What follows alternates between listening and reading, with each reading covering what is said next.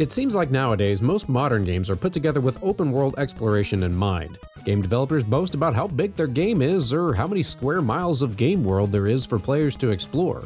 It turns out the concept of open world games goes back much further than you'd think though. There were actually several games released in the late 80s and early 90s on the 8-bit Nintendo Entertainment System that were open world. For the purposes of this list, I'm going to avoid the obvious choices like Final Fantasy or the Dragon Quest series. RPGs in general, those are just too easy and I could do a whole separate video about those. I'm also going to avoid Star Tropics as it's what I'd like to call faux open world. Yeah, once you get to a new level you can explore around a little bit, but you can't backtrack to previous levels and the game pretty much nudges you in the direction you're supposed to go.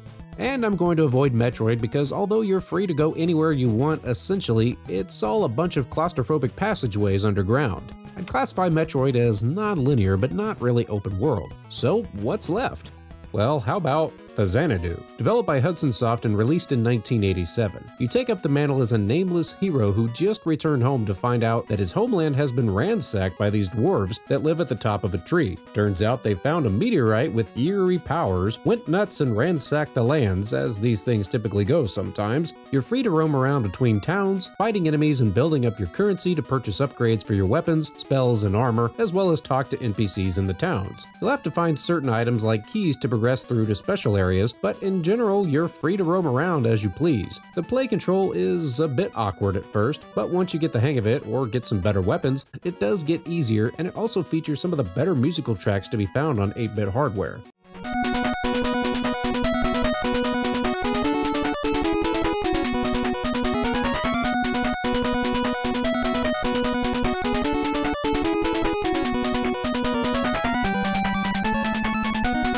Grinding for currency in 2D open world style might remind some NES fans of Castlevania II: Simon's Quest.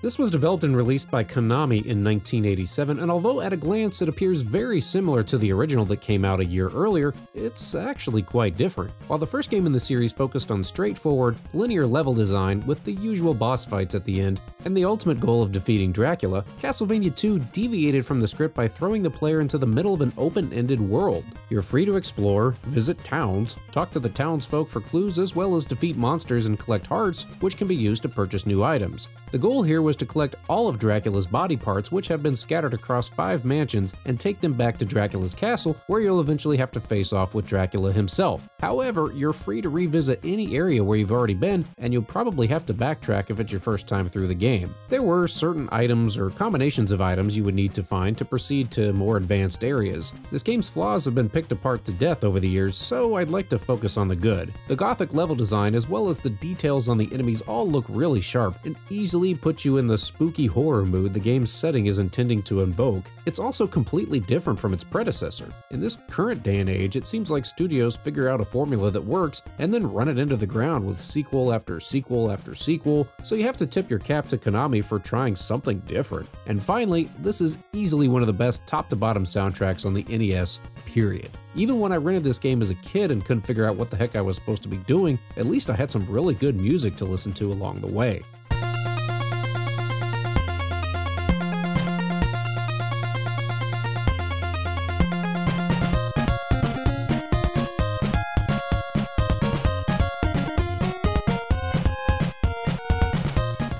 Sid Meier's Pirates. When you think of the name Sid Meier, you typically think of strategy games such as Civilization. Well, how about a pirate simulator, and one you can play right at home on your NES console?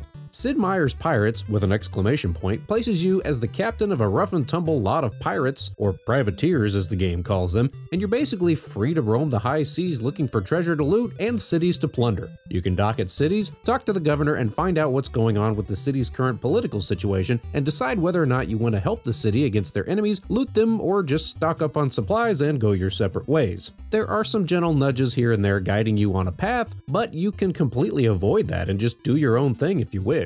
The graphics are good enough to get the job done, and the music and sound effects do just enough to really make you think you're tooling around in the ocean on a pirate ship. There's some various forms of combat thrown in here and there, none of which are very remarkable, but it all just feels right for the purposes of this game. Some people would look at this and think it's totally boring, while others would love the open-ended freedom to explore and do as you please, and this just wasn't something you typically saw on the NES. It really felt like you were playing some sort of high-end computer strategy game right on your home console. This game won't win any awards for graphics, but it's absolutely worth your time if you just want to kick back and go be an 8-bit pirate for a few hours. And you could easily fritter away a whole afternoon exploring the massive world they created here. Rygar, developed and released by Tecmo in 1987. I actually just did a full episode dedicated to this game a month or so ago, but it's worth mentioning here. You play as the title character, Rygar, on a quest to defeat the evil Lygar and save the land of Argul. This is an open-world side-scroller similar to some of the previous titles I mentioned, but this time there's an overworld that you can use to travel between stages. You're free to roam about between any of the areas, and there's not necessarily a right or wrong order. However, it's similar to the Mega Man games in that certain spells you pick up along the way will help against specific bosses. One of my favorite things about this game is the disc armor weapon that you get. It's sort of like Simon's Whip in Castlevania, but different enough to be its own thing, and you can also level it up along the way. I also really love the music in this game. Again, like all of the titles mentioned here, it has some of the best musical tracks on the NES, and it really feels like you're just going on this epic quest. The graphics are well done too for an early era NES game. Some of the scenery, like this sunset in the background, just looks awesome. I also really appreciate how the manual is put together, and it makes exploring this open world feel much more manageable. They went to a great deal of effort to assemble all of these maps, so if you do try to play this one, definitely hunt down a copy of the manual as it will help out immensely. You do get infinite continues, but it's just too bad they didn't include a save feature with this one.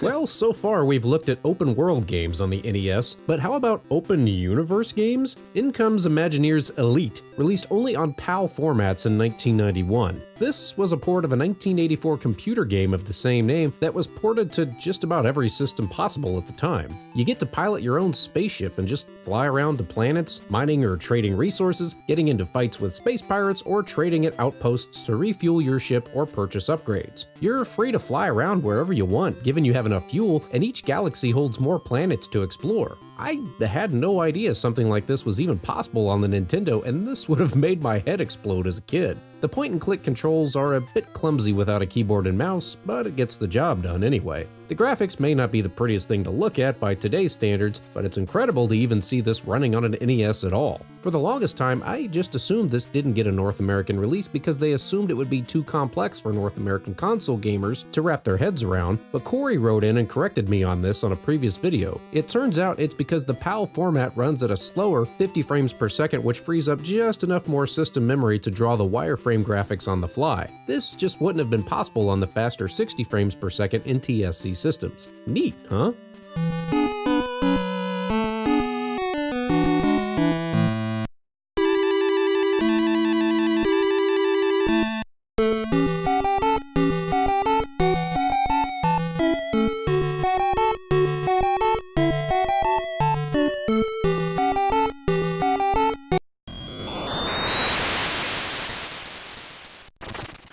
One of the grandfathers of open world games, this list wouldn't be complete without The Legend of Zelda. Developed and released in 1986, that epic musical score still invokes the same level of goosebumps as it did all those years ago. The gameplay consists of top-down action where you play as Link, trying to find all of the pieces of the Triforce so you can defeat Ganon and rescue Princess Zelda. You'll navigate through an overworld, battling enemies, finding dungeons to battle more enemies, and collect items and weapons to help you on your journey. At the time, this was incredible, and clearly audiences fell in love with Hyrule, as new iterations in the franchise are still being released in the present day. At the time, Zelda and Super Mario Bros. Were actually being developed simultaneously, and Shigeru Miyamoto has mentioned that they wanted the games to feel completely different. Mario is totally linear, just run to the right and make it to the end of each stage, while Zelda gives the player the ultimate freedom to roam around and explore the land of Hyrule, defeating the dungeons in pretty much whatever order you choose. Despite the massive size of The Legend of Zelda, the overworld alone takes up 128 screens. There was a miscalculation as to how much space it would take up on a standard NES cartridge. Once the game was complete, they realized it only took up about half the space on the cartridge, so Nintendo ended up putting together a second quest to make use of the extra space.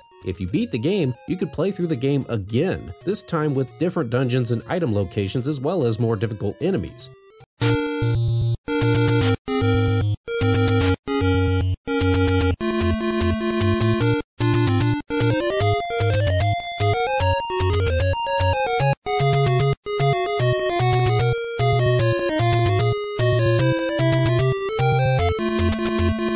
Ufouria the Saga, or as it was known in Japan, Habariki. This never got an official release in the United States, and that's a shame because it's quite good. Think of it as the non-linear love child between Metroid and the US version of Super Mario Bros. 2, especially with the art style and the look of the sprites. But the story is different enough to be its own thing. You're trying to rescue your friends who fell into this crater, and when you find your friends, they actually join your group and then you take over their abilities, which you'll need as you continue exploring the area. You'll also find other items to help you out on your journey, and I just really like the look and feel of this game. The music is really good too. It's definitely worth checking out if you can find a way to play it. Here's one that's fun to play with a buddy. River City Ransom. Think of it as Double Dragon meets Simon's Quest. It's a non-linear side-scrolling beat-em-up that also has several RPG elements. You're trying to rescue your girlfriend from Slick and his evil gang of street thugs. You'll punch and kick as well as use whatever items you can find while trying to power through 9 different gangs, and there's a password system to keep track of everything in case you need to come back later. You can power up your character's stats by eating at various restaurants that you find throughout the game, as well as backtrack through previously played areas to find other items or things you may have missed. This game is tons of fun. I actually did a playthrough of this with my friend Jay over on my side channel, Friday Night Arcade Plays. Next up, Rambo. Developed by Pac-In Video and released by Acclaim in the US in 1988. Although the game is simply titled Rambo, it's actually based off of the second Rambo film, which is titled Rambo: First Blood Part 2, not to be confused with the first movie titled First Blood? Yeah, okay. So the story here is that Colonel Troutman comes to Rambo in prison and offers him freedom if he'll go back into Vietnam and rescue POWs. What follows is a very odd but kinda cool loose interpretation of the film, where you play as Rambo in a totally non-linear side-scrolling action game, finding weapons, talking to other characters, and navigating your way around areas like dense jungles, rivers, and enemy camps. It's somewhere along the same lines as Simon's Quest, but also has a little bit of Friday the 13th on the NES thrown in as well. You have these little directional icons that you can step on to move in different directions. The areas are confusing as heck, and several of them do look very similar, so you'll need to draw a map of where all you've been, and there's no shame in just downloading one from the web as well. This game is also similar to Zelda 2 in that when you kill enemies, you'll gain experience points, although I guess in the Japanese version, instead of gaining XP, you gained anger. Yeah, now that's more like it. I want more anger meters in my RPGs. This game is certainly rough around the edges, but it's forgivable when you consider the year. This game was ambitious for its time, and also the excellent soundtrack certainly makes this one worth a look. For a more in-depth perspective of this game, check out the full review over on Travis's channel, The NES Friend. He's got a whole treasure trove of well-made NES reviews as well as some other surprises, and if you like my show, I definitely think you'll enjoy his show as well. Tell him Friday Night Arcade sent you.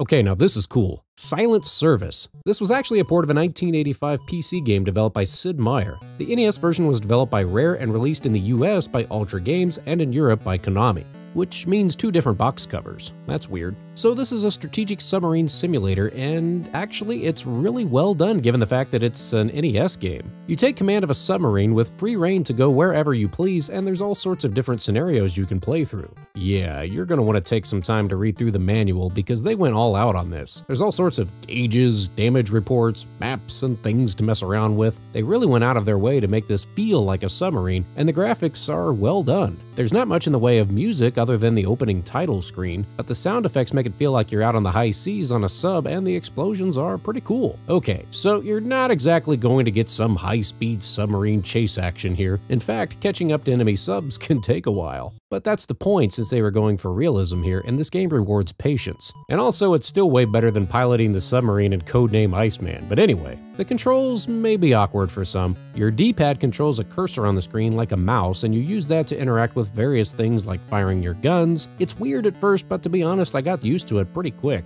I found this game for a couple bucks at a flea market, and I think it only goes for like $5 or so on the Electronic Bay. If you're into these types of simulators and don't mind the controls, I highly recommend giving this one a look.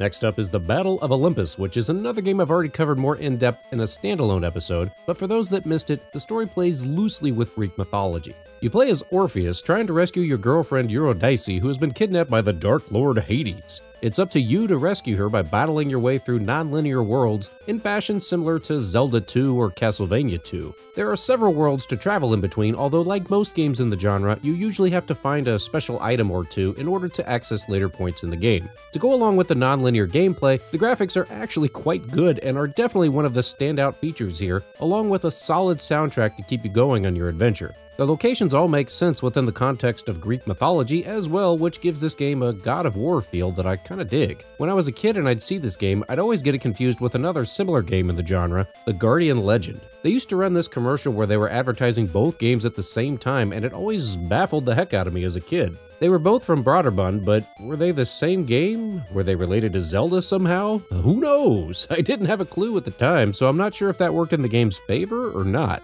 But let's talk about The Guardian Legend, because it turns out that's another open-world non-linear NES game. But this time the gameplay blends elements from top-down shooters like Zanuck, as well as action-adventure games such as Blaster Master. Check this out. So the story here is that there was this civilization called Naju. Turns out Naju was invaded and overrun by an evil race of life forms, and they've taken over to the point of no return. You play as one of the last surviving members of the race, and your mission is to infiltrate the labyrinth of Naju and set off 10 self-destruct mechanisms, destroying the alien race as well as what's left of your home world. That's deep. You play as an android who can change back and forth between a spaceship and humanoid form. You'll navigate through the labyrinth as a humanoid, fighting mini-bosses and looking for clues on how to get to the corridors. Once you find the corridors, you change into a spaceship and blast your way through to destroy the bosses. It's tough to pull off one great NES game, let alone two different game types smashed into one cartridge, yet they did a fantastic job with this. Both game modes are very much fun to play, and the game boasts one of the best soundtracks on the console as well.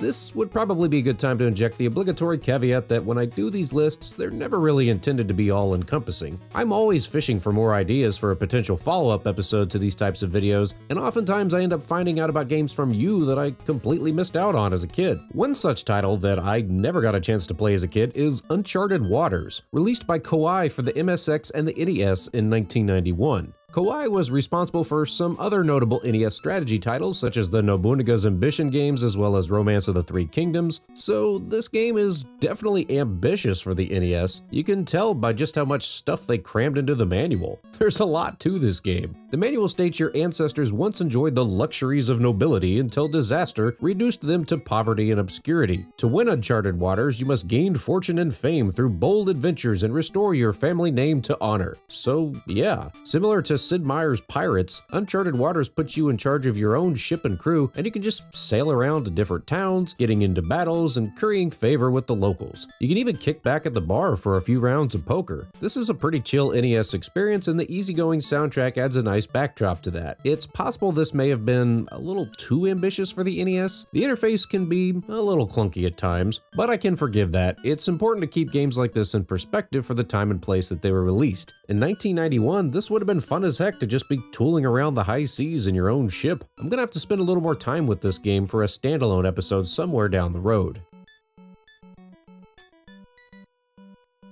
Several of you wrote in and mentioned the MacVenture Series as being another example of open-world NES games. You're definitely free to roam around pretty much however you choose, so I'd say that qualifies. There were 3 of these MacVenture games that were ported to the NES: Shadowgate, Deja Vu, and The Uninvited. For those of you that have never played these games before, here's the gist of it. You have a first-person perspective of what your character is seeing, and you can move around as well as interact with people or objects via commands shown at the bottom of the screen, which is why these games are commonly referred to as point-and-click adventure games. You'll battle enemies or solve puzzles as the game progresses, and each game puts you in a different setting. Shadowgate is definitely my favorite of the 3. It puts you in an old castle and you're trying to defeat an evil warlock. Deja Vu takes place on the mean streets of Chicago, where you play as someone with amnesia who's been framed for murder. And lastly, there's The Uninvited, where you're trying to find your sister who's disappeared into this creepy haunted mansion. Like I said before, Shadowgate is definitely my favorite of the three, and if you only have a chance to play one, that's definitely the one I'd recommend if you're just starting out to the series. Even though it was released first on the NES, it was actually the third game in the series. When these games were released by ICOM Simulations on computer platforms in the 80s,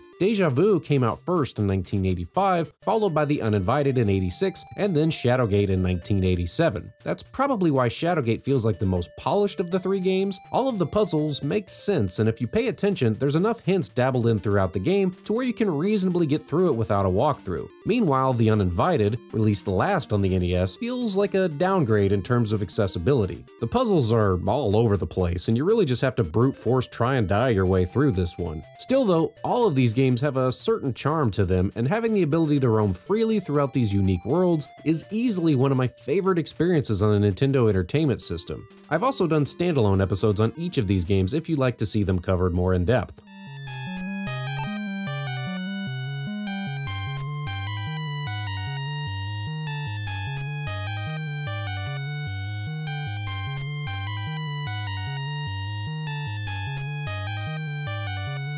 A lot of you are quick to point out that Goonies II was also an open-world game. Goonies II was developed and released by Konami in 1987, and considering how early this was released in the NES's lifespan, it's actually quite ambitious. So, about that name Goonies II. I remember renting this game a few times and being all sorts of confused by that title. Was there some long-lost sequel to the Goonies that us little kids had missed out on somehow? It didn't make any sense to me. It turns out the Goonies 1 was only released in Japan on the Famicom, although apparently it was included on the Nintendo Play Choice 10 arcade machine as a playable option. So the Goonies 2 is a sequel to that game, and the full Japanese translation is The Goonies 2: The Fratelli's Last Stand. So in this game you play as Mikey from the original movie, and your mission is to rescue all of the other Goonies from the Fratellis as well as a mermaid for some reason. Gameplay centers around non-linear platforming, and you have a yo-yo sorta like the other main character named Mike from Star Tropics, but you can find other weapons and items along the way too. This game is way too convoluted to sum up in 60 seconds or less.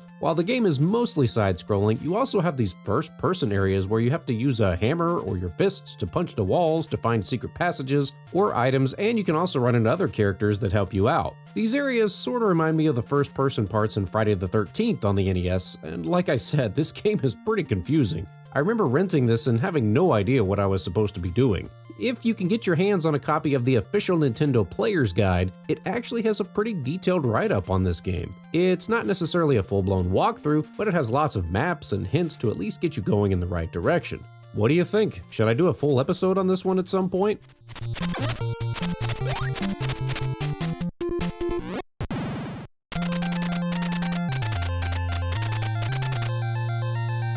In the far-off year of 1997, yes, 1997, global thermonuclear war broke out. All of the creatures were horribly mutated and civilization tossed science aside in favor of magic. They built a giant floating city to keep the evils of the world at bay, but then an evil man known as Dragon set out to combine the powers of science and magic to do evil and stuff by trying to take over the tower. And so is the story of Crystalis, released on the NES in 1990 by SNK, or as it was called in Japan, Godslayer Sonata of the Faraway Sky. You play as this guy who wakes up after being cryogenically frozen for 100 years to find that everything's gone all apocalypse and he's wearing pink for some reason. Gameplay consists of top-down hack-and-slash action similar to The Legend of Zelda, with the usual RPG mechanics such as equipping weapons and items, visiting shops to buy stuff, and defeating enemies for XP and so forth. You find out little bits of the story by talking to the townsfolk, and one of them gives you the Wind Sword. You then take off to find the other elemental sword so you can forge the Crystalis, the only weapon capable of defeating Dragon and saving the entire planet. There's some cutscenes, but a lot of the story simply comes from conversations as you meet new townspeople. The game starts off somewhat linear, but after a bit it opens up into a whole world that you can freely explore.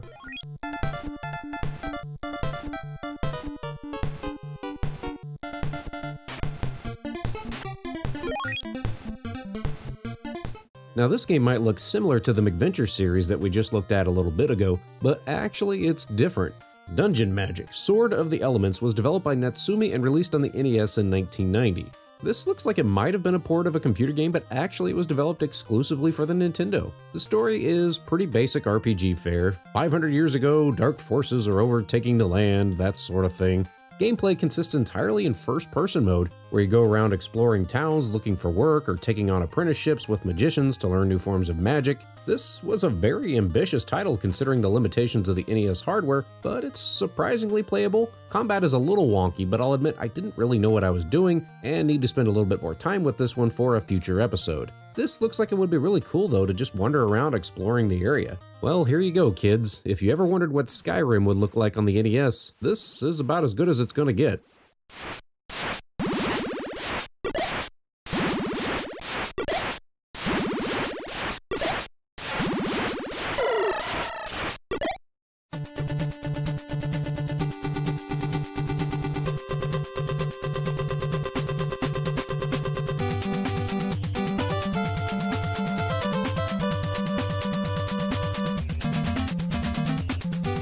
Well, here it is. I'm finally going to talk about Blaster Master. Several of you were quick to point out in the last video that this is an open world game, and considering I've been using the epic Stage 1 music as my unofficial theme song for like 3 years now, I guess I should finally talk about it. Blaster Master. Well, for starters, the story is from that golden age of NES games where it was like every backstory was written by a 4-year-old. Check this out. Okay, so what if there was a little kid named Jason and he had this pet frog, but the pet frog ran away from him and got mutated, and then the frog dug this giant hole, and then the frog went down the hole, and the kid chased him down the hole, and then he found this giant cool looking tank and he had to go use the tank to fight these mutants in the underworld. Steak dinner, boom, there's your game, kid. It didn't make any sense, but it didn't have to. Blaster Master consists of 2 gameplay modes. A side-scrolling mode where you're riding around in the tank, but then you can also dismount from the tank and just walk around, which is necessary to reach certain areas and enter these special dungeons. The dungeons all consist of top-down action where your character is much bigger and the sprites all look fantastic. That's really one of the major things that stands out about this game is the graphics. Just check out the animation on your tank. The way the wheels move around and you can aim the turret in multiple directions. Even the little guy in his suit kind of turns and looks at you when you stop moving. The detail on the enemies is top notch, and although this game suffers from some slowdown here and there, it's overall a really good looking 8-bit platformer. Alright, so here's how this works. You start off in the side-scrolling tank mode and you're free to explore the areas similar to Metroid. The map is actually quite large and broken up into 7 stages. The manual does have these areas loosely mapped out, and if you don't want to use a walkthrough, I at least recommend using the maps from the manual, as otherwise you'll get totally lost. This game involves a lot of backtracking, and although it is open world, you'll need special abilities to access certain later portions of the game, which you get by beating the stage bosses. So I mentioned before that you can dismount from your tank. Generally, you'll want to avoid this in the side-scrolling levels because you're significantly weaker while you're outside of the tank, obviously, with the exception of when you find these special doorways that you can only enter when you're dismounted. Enter these areas to find special power-ups for your health as well as your tank, such as missiles and stuff like that. Now here's where it gets crazy because a lot of these areas are just,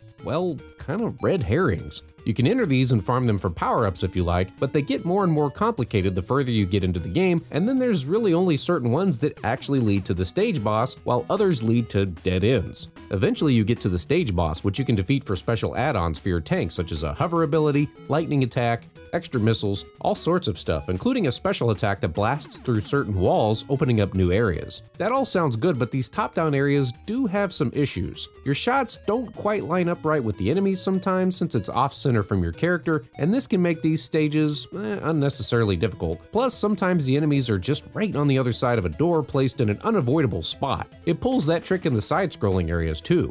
And then there's these little bastards that are just under the gun's firing line. Also, we need to talk about your attacks in the top-down mode. Now, you start off with a standard pea shooter that can be upgraded with these gun power-ups that you find by defeating enemies or shooting blocks in these areas. Keep upgrading your gun to increase the range or get a spread that shoots all over the place. However, the gun power-ups are few and far between. They really just don't turn up very often. On top of that, anytime you take damage, which is going to be often, you lose health like normal, but you also lose points off your gun meter. So the game actually punishes you for being bad at the game. Oh, come on, dude! This can make boss battles, which take place in the top-down mode, insanely frustrating because you might have to backtrack quite a ways to farm some more power-ups, and and you just might not have any luck finding any. Really, this game just doesn't play fair sometimes, and if it wasn't for the epic soundtrack, I'd say this was maybe just a pretty okay game, pretending to be a really great game. And of course, there's no saves or passwords, and the US version only has 4 continues, while the Famicom version had unlimited continues.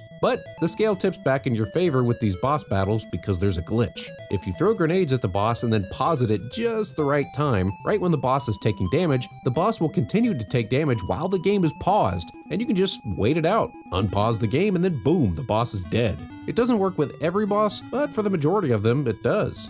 So that's Blaster Master for you. Overall, this is a really neat game, although the difficulty and grinding aspect of it may be a bit of a turnoff for some players, and without at least the maps from the manual, you'll be totally lost. But the graphics are really well done given the hardware, and the soundtrack is... The soundtrack is just freaking amazing, really. Every track on this is fantastic. It's one of the best top-to-bottom soundtracks on the console, and the game's worth trying just for the music alone. Just know what you're getting yourself into. You have my permission to download some of the more detailed maps out there, as well as abuse the hell out of save states or the rewind feature, whatever you want, it's fine. Well, that's it for this week. If you didn't see your favorite open-world NES game mentioned here, there's a good chance I covered it in part 1 of this series. Also, I'm sure that there's more open-world games that I need to get to, so let me know some more games to include in part 3. And if you want more NES episodes, I've done a couple dozen of them so far, and they're all in this playlist. As always, thank you for watching. Please don't text and drive, and I'll see you next time on Friday Night Arcade.